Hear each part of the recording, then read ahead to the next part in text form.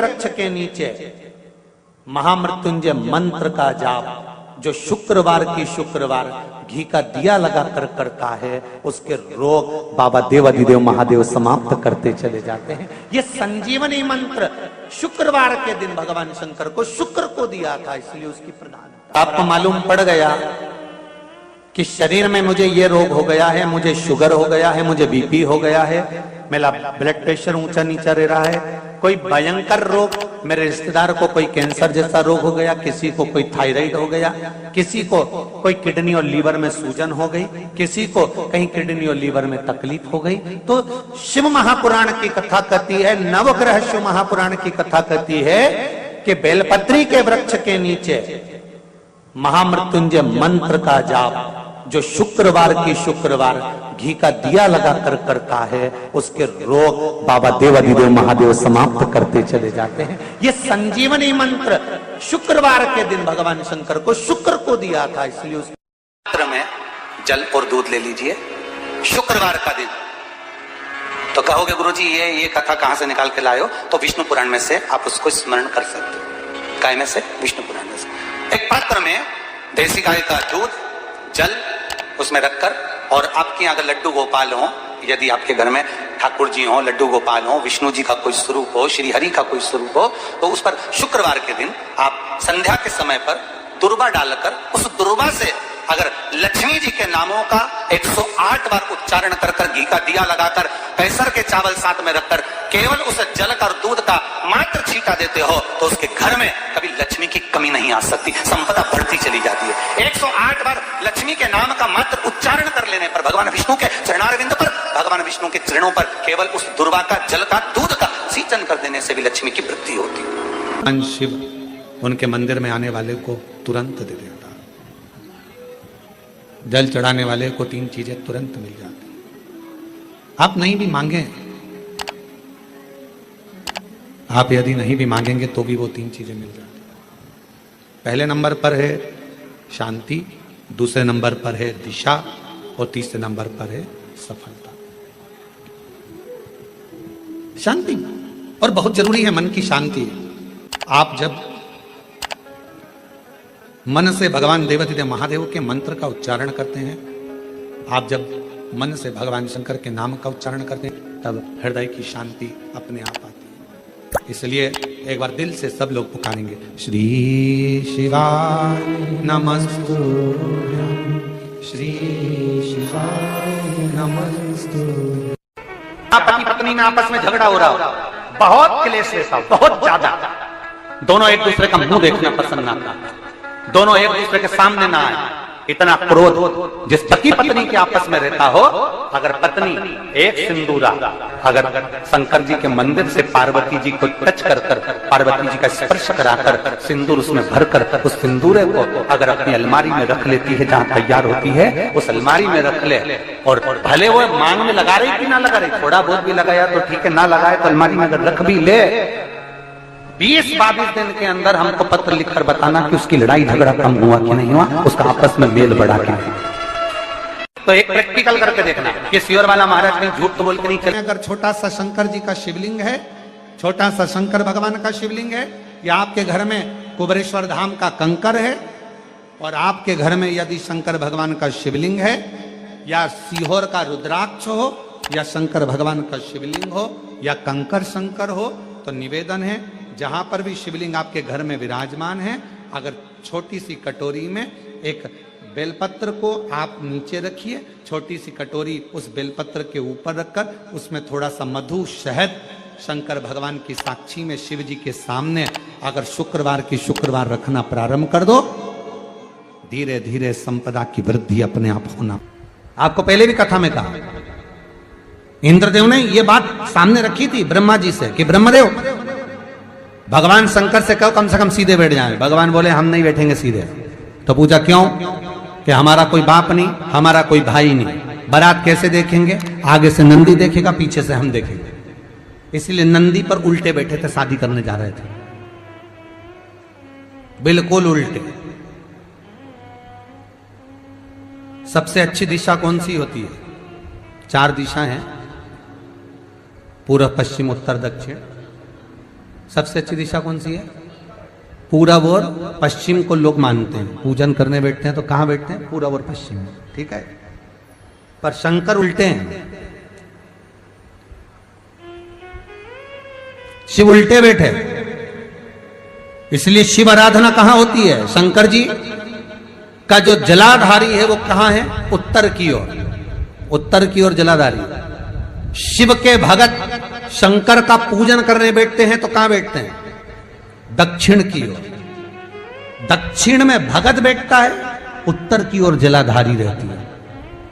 महाराज देखिए कितनी विचित्र लीला है। पंडित जी आपको पूजन करने बिठाएंगे तो कहेंगे पूरा पश्चिम में बैठो, पंडित जी अगर बिठाएंगे तो कहेंगे पूरा पश्चिम में बैठो। पर शंकर का अनुमोदन करने वाला, शिव का स्मरण करने वाला, शंकर की पूजन करने वाला, शंकर को जल चढ़ाने वाला, अगर वो पूरब में बैठकर चढ़ा रहा है, पश्चिम में बैठकर चढ़ा रहा है, उत्तर में बैठकर चढ़ा रहा है, उसका फल मात्र 25% है। और शंकर को अगर दक्षिण में बैठकर उत्तर की ओर मुख कर जल चढ़ा रहा है तो उसका पुण्य 1000% है महाराज। उसका पुण्य आनंद में प्राप्त हो जाता है, उसको कम नहीं हो सकता, वो बढ़ता है, उसमें कमता नहीं रहती।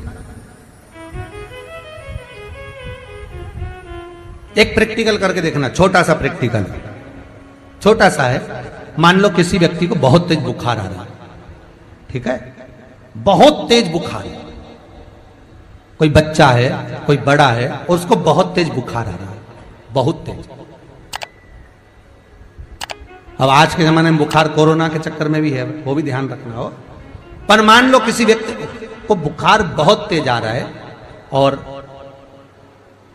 बच्चा तप भी बहुत रहा है, एक लोटा पानी महाराज लेकर जाइए, उल्टे हाथ में उस कलश को रखिएगा, सीधे हाथ से उस कलश के ऊपर हाथ रखकर लेकर ऐसे कैसे ही मंदिर में चले जाओ शंकर जी के। दक्षिण की ओर खड़े हो, उत्तर की ओर मुख करो, एक पात्र भी लेकर जाओ, उस पात्र को जहां से पानी गिरता है वहां रख दीजिए और उस पानी को शंकर जी को चढ़ा दीजिए। उस पानी को लेकर जाओ, एक बाल्टी में डाल दो, दूसरा पानी उसमें भर लो, जिस व्यक्ति को बुखार आ रहा है उसको स्नान करा दो।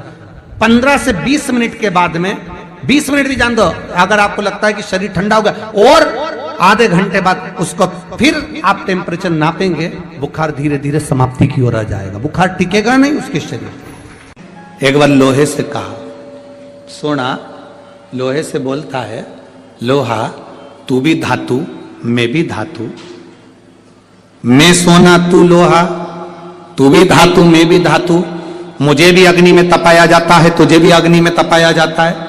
सोना कहता है मुझे भी तपाकर कुछ बनाया जाता है, तुझे भी तपाकर कुछ बनाया जाता है। सोना लोहे से कहता है कि मुझे भी अग्नि में तपाया गया, तुझे भी अग्नि में तपाया गया, मैं भी धातु तू भी धातु, तुझे भी तपाया मुझे भी तपाया, तुझे भी कूटा मुझे भी कूटा।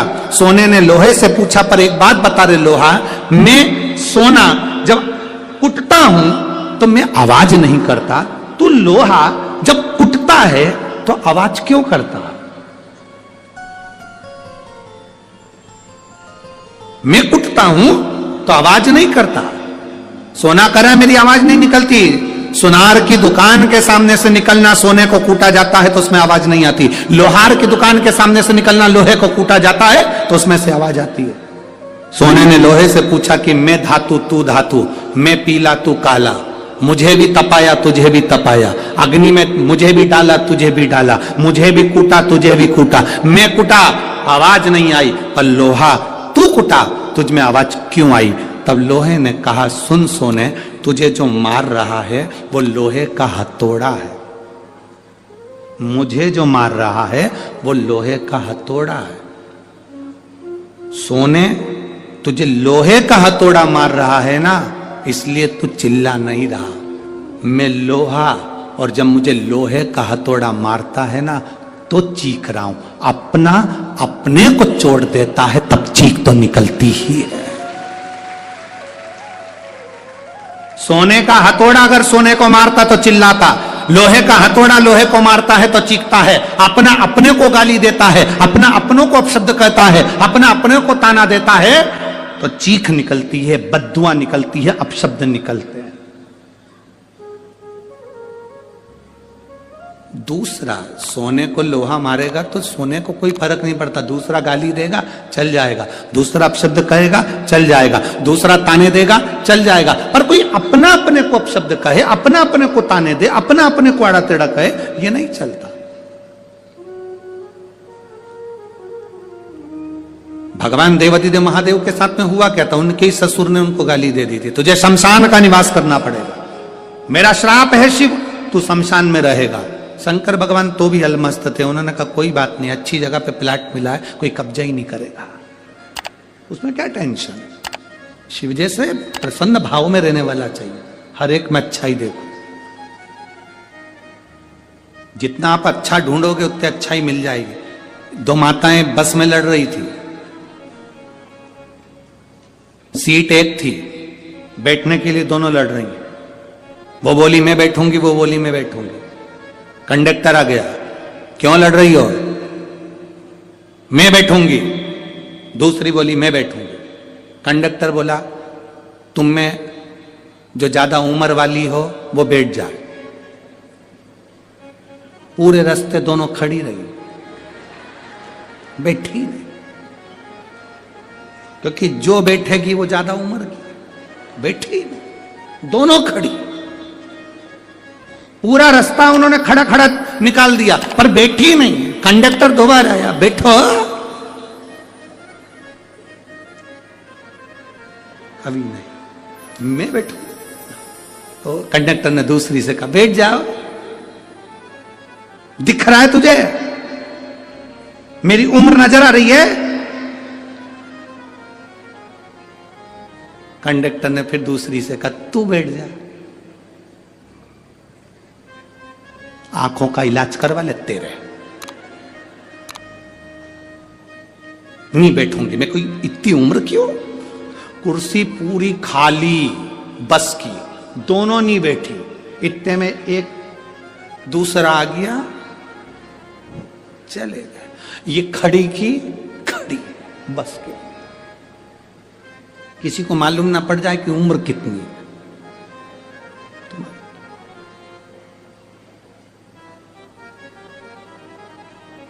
शिव जी को गाली देने वाला कोई दूसरा नहीं था, भगवान शंकर को गाली देने वाले उनके ससुर ही थे।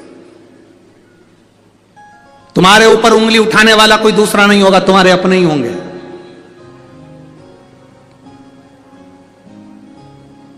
कोई दूसरा नहीं होगा, तुम्हारे अपने। वो लोग चिल्लाते ना, भैया जी संघर्ष करो हम तुम्हारे, अरे जम के तो बोलो, हम तुम्हारे साथ हैं, भैया जी संघर्ष करो हम तुम्हारे साथ हैं। अब इतनी तेज चिल्ला के करे संघर्ष करो हम तुम्हारे साथ हैं, अगर तुम साथ होते तो संघर्ष की जरूरत ही क्या पड़ती, संघर्ष की जरूरत क्या पड़ती। साथ नहीं हो तो संघर्ष की जरूरत है, कहना कठिन है। शंकर भगवान को गाली देने वाला कोई दूसरा नहीं था, शिव जी को अपशब्द कहने वाला कोई दूसरा नहीं था, शंकर भगवान को आड़ा टेढ़ा कहने वाला कोई दूसरा नहीं था। स्वयं देवादिदेव महादेव को अपशब्द कहे उनके ससुर ने कहे, ए शिव मेरा श्राप है, तू शमशान में निवास कर। 5 स्थान शिव जी को चढ़े हुए जल को लगाने का। पहला स्थान बोलिए, जम के बोलो जरा, नेत्र। दूसरा स्थान कर्ण, तीसरा स्थान मस्तिष्क, चौथा स्थान कंठ और 5वां स्थान अपना हृदय। मात्र ये 5 स्थान शिव जी के चढ़े हुए जल को आप अगर लगा लेते हो तो तुम्हारे ऊपर किसी ग्रह, चाहे शनि हो, चाहे राहु हो, चाहे केतु हो, चाहे मंगल हो, कोई ग्रह आप पर भारी नहीं रह सकता। ये 5 स्थान मेरे देवादिदेव महादेव की अविरल भक्ति के लिए, निर्मल शुद्धि के लिए है। नेत्रों पर जल लगाने से मतलब है कि जब भी मैं दर्शन करूं तो मेरे देवादिदेव महादेव का करूं, शिव जी।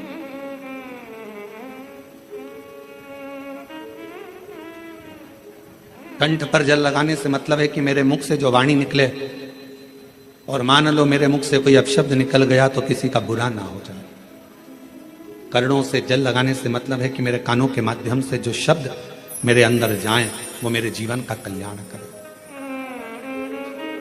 मस्तिष्क पर जल लगाने से मतलब है कि मेरे भगवान के चरण का जल, उनकी रज मेरे सिर पर चढ़ी रहे और मेरे जीवन में कभी अहंकार ना आए। हृदय पर जल लगाने से मतलब है कि मेरे हृदय में भगवान शंकर के चरणों का आभास नित्य प्रतीत है, हमेशा। ये 5 स्थान, जिस लड़की को, जिस लड़के को मंगल है, और ब्राह्मण देवता ने यदि आपको कहा कि इनको मंगल है, इसकी शादी में देरी हो रही है, मंगल के कारण अगर शादी रुक रही है, देरी हो रही है, विवाह में देरी हो रही है, तो उस बेटी और बेटे को 3 महीना लगातार शिवजी पे चढ़े हुए जल को इन 5 स्थान पर लगाना प्रारंभ कर दे। 3 महीने के बाद वो खुद कहेगा कि हाँ, हमारा संबंध जम गया, हमें मंगल से कोई दोष नहीं लगा। स्वयं शिव कृपा करते हैं। फूल को धोया कभी नहीं जाता, जैसे डाली पे से फूल टूट के आया तुम भगवान को चढ़ा, पर फूल को घर में लाने के बाद तुम धोगे, पानी छीट कर साफ करोगे और फिर भगवान को चढ़ाओगे, तो समझ लेना फूल भगवान स्वीकार नहीं कर। फालतू की बात। जैसा है वैसा देव, तुम्हारे जैसे नहीं। नहाए तो खूब साबुन से मल मल कर, और मालूम पड़े मन रह गया बेकार, और सोचो कि भगवान कर ले स्वीकार, ये कभी नहीं हो सकता। फूल और मनुष्य एक जैसा होना चाहिए कि फूल जैसा दिया वैसा भगवान को दिया। इसमें स्नान नहीं कराना, उसी तरह मन भगवान ने जैसा दिया वैसा भगवान को प्रदान कर दो, वो उसका। इसमें दिखावा नहीं हो। भगवान गुरु जी, हम शंकर जी को क्या चढ़ाएं? हमने कहा जल चढ़ाओ, तो क्या जल लेने के लिए घर जाना पड़ता है, तो फिर हमारे पास तो वो भी लेने के लिए घर पर से हमारे पास पात्र नहीं, हम क्या करें? हमने कहा शंकर के मंदिर चली जा। 3 बार ताली बजा दे। उसने कहा ताली भी नहीं बजाए तो हमने कहा मुख से बम बम बोले बोल दे, उतना ही बहुत। वो भी ना बने तो मुस्कुराकर शिव को निहार, मुस्कुराकर शंकर को निहार। अब हमारी आदत क्या हो गई? मार्केट में सीताफल बिक रहा है, मार्केट में गन्ना बिक रहा है, मार्केट में बहुत सारी पूजन की सामग्री बिक रही है। हमारे मन में आया, हमने किसी को खरीदते हुए देखा था सीताफल, मतलब लक्ष्मी जी को सीताफल भी चढ़ाना चाहिए। हमने उसको खरीदते हुए गन्ना देखा, मतलब गन्ना भी चढ़ाना चाहिए। लक्ष्मी जी को मैंने खरीदते हुए ये देखा, मतलब ये भी चढ़ाना चाहिए। लक्ष्मी जी को मैंने चढ़ाते हुए लोगों से सोने के सिक्के देखे, मतलब ये भी चढ़ाना चाहिए। मैंने लक्ष्मी जी को चढ़ाते हुए चांदी के सिक्के देखे, मतलब ये भी चढ़ाना चाहिए। मैंने लक्ष्मी जी को चढ़ाने के लिए ये देखा, वो भी चढ़ाना चाहिए। घर में सामर्थ्यता नहीं है और कर जा कर तुम सामान लेकर माता लक्ष्मी को चढ़ाओ, लक्ष्मी जी कभी प्रसन्न नहीं होगी। लक्ष्मी कहती है कि तेरे दिल से तू मुझे जैसा रिझा सकता है वैसे रिझाना। अगर तू केवल दीप लगा देगा ना, उतने में मैं भी खुश हो जाऊंगी और तेरा भंडार भर कर चली जाऊंगी। बहन भाई को तिलक करती है, माथे पर तिलक लगाने के बाद में चावल लगाती कि नहीं लगाती? बोलो, जम के बोलो जरा। लगाती है? बोलते जाओ जरा। लगाती है, ठीक है। मंदिर में आप पूजन कर रहे हो, घर में कोई अनुष्ठान कर रहे हो, पंडित जी तुम्हारे मस्तक पर तिलक करते हैं तो चावल लगाते कि नहीं लगाते? बोलो बोलो, जम के बोलो। लगाते हैं। तुम्हारे घर में शादी ब्याह होता है तो तिलक करा जाता है तो चावल लगाया जाता कि नहीं लगाया जाता? लगाया जाता है। सब समय पर चावल, मस्तक पर कंकु का तिलक, चंदन का तिलक, जो भी तिलक तुम्हारे मस्तक पर लगा है, कोई अगर लगाएगा शुभ कार्य में तो चावल जरूर लगाएगा। बस एक कार्य ऐसा होता है जिस समय पर मस्तक पर तिलक करा जाता है पर चावल नहीं लगाया जाता।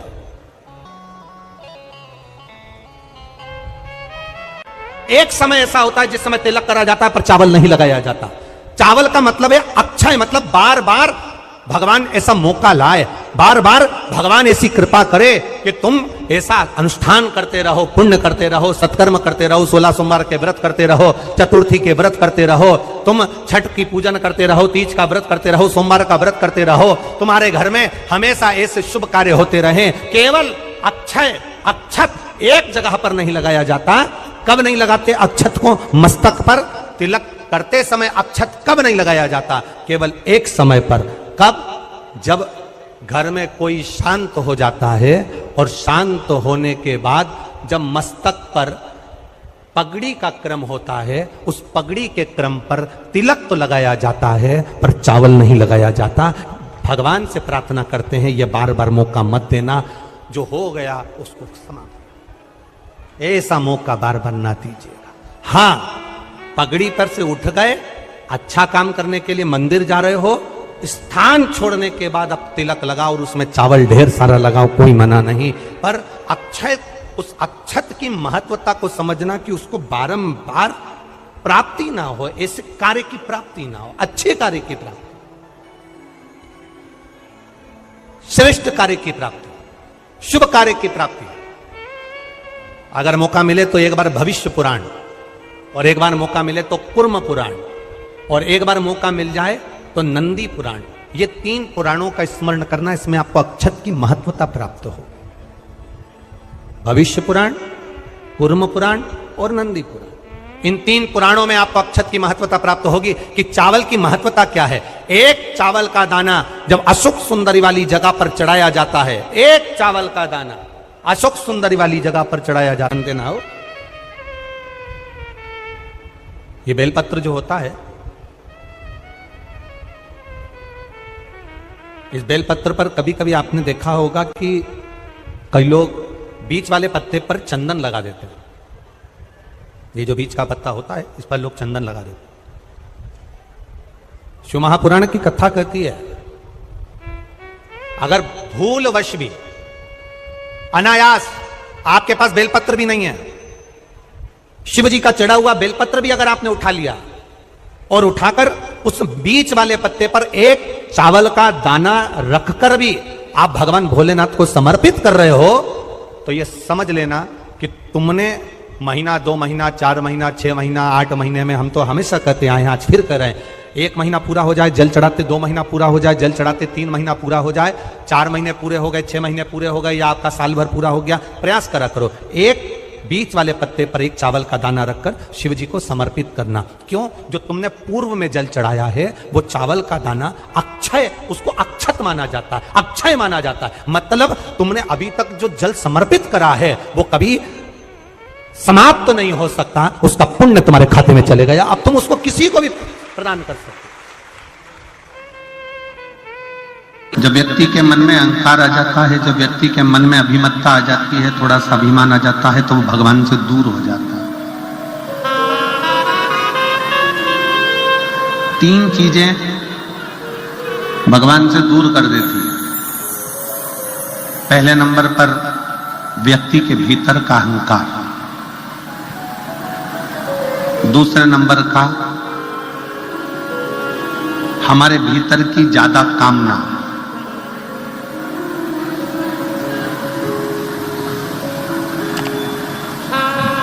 और तीसरे नंबर पर लोभ। एक अहंकार, कामना और लोभ।